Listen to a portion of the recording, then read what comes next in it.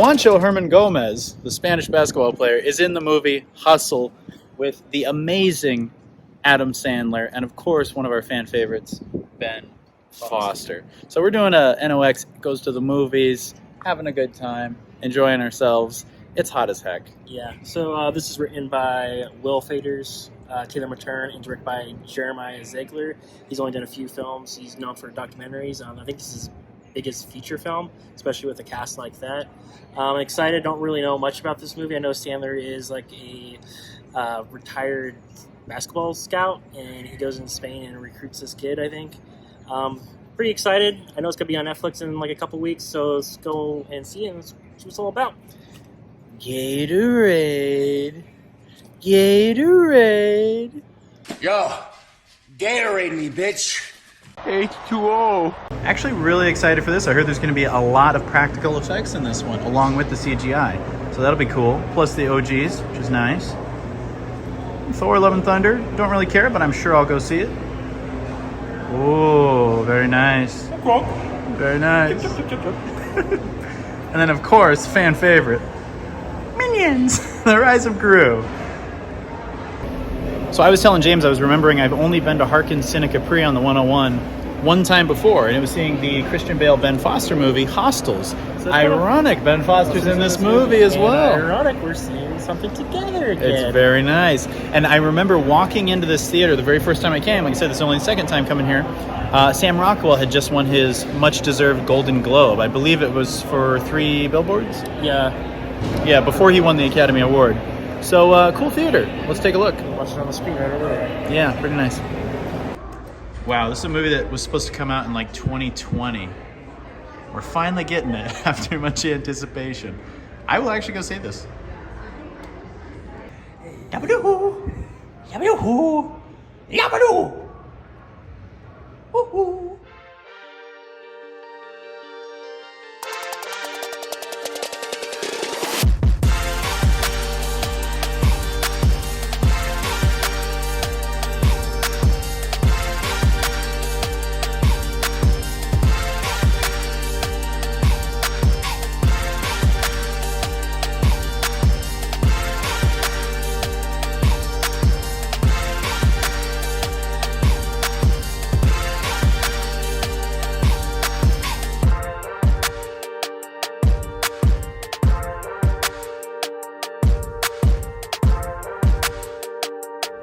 All right, so we just got done seeing The Hustle. Always noisy people. But it was actually really enjoyable. Like, huge Sandler fan, both of us. Oh, yeah. Oh, boy. Oh, door was heavier than I expected. So, James, what were your thoughts on The Hustle? All right, so The Hustle. I actually really enjoyed this film. I'm probably going to watch it again as soon as it drops on Netflix. Adam Sandler did a fantastic job in this movie. It's a very good underdog movie, especially just for a basketball film as well. I haven't seen much basketball movies, or I don't even watch that much basketball in general. This makes me want to watch basketball. So yeah, it definitely had that effect. Yeah, I mean, I totally recommend this film for a lot of moviegoers. You can see this in theaters if you like. I think it's a good theater movie. It's worthy.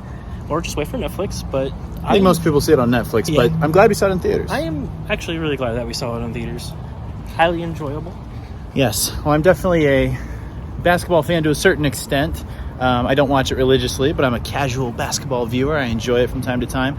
And this was really great. And I know that Adam Sandler's very passionate about basketball. I know he's actually pretty good from what I hear at playing basketball from our inside source, David Spade. And I've actually told Ben this as well. Most films that he does, he always actually brings a basketball hoop on set just to play around with the cast members. Which is very cool. Here comes the wind. We're going to pause. So yeah, we've got the pretty decent poster behind us. I mean, it's not that exciting. It doesn't really capture the energy of the movie. It's not the best poster, but we love the Sandman. And really, that's all you need to draw us in. The only reason I went was because of the Sandman. Yeah. And then it was the plus with most of the cast members. Ben Foster, he does a great job being a dick. Yeah. A lot of movies. He is such a good actor. He makes you hate him. That's how convincing he is. And I love him. We love him. I'm a big Ben Foster fan. He's a big asshole. But yeah, he's such a good actor. He makes you hate him. So he's successful at what he does, for sure. What was really surprising in this movie, I think we both didn't know, was Adam Sandler's love interest, or I mean his wife in this film, is Queen Latifah. Queen Latifah. It really caught us off guard, and I was like, "This is I know." surprising." You set my Harkins cup down here. Yeah, Queen Latifah. I am a fan. I think she's great. She's done some fun stuff. Yeah. Zero chemistry between her and Sandler. Zero chemistry at all. But it was nice seeing her. Yeah, it was nice seeing her. It was really just weird for them together. I mean, Yeah. just for Sandler and her. Yeah, I But, mean, I I didn't. enjoyed. I think she did a good job. Yeah, I didn't mind. Once I see her, I was like, that's nice. It's cool. Also, a little bit part from Robert Duvall. Oh yeah, that's true. Yeah, what is he, like? He's like what, 96? He's old. I don't know if he's that old, but he's up there. He's up there.